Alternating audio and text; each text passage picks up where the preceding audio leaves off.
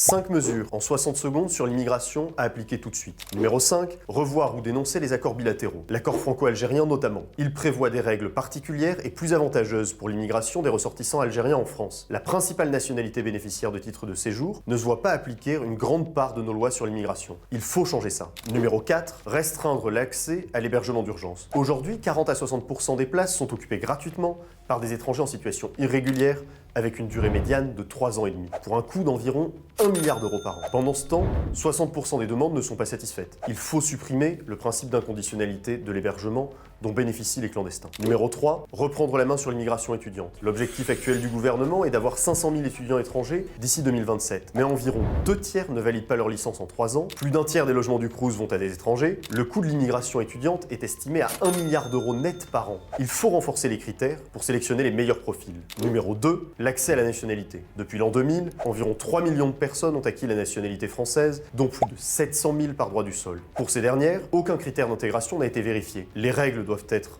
renforcées et rendues plus cohérentes. Numéro 1, limiter la gratuité des soins. L'aide médicale d'État, réservée aux étrangers en situation irrégulière, a vu son nombre de bénéficiaires tripler en 20 ans. Aujourd'hui, elle va bien au-delà des soins essentiels en prenant en charge quasiment tous les soins, y compris des opérations quasi esthétiques. Réparation des oreilles décollées, rhinoplastie, etc. Une réforme est nécessaire dans un contexte de tension sur le système de soins. Ces mesures existent, elles sont applicables rapidement, même sans changer la Constitution ou les traités européens. La question n'est pas d'abord technique, elle est politique.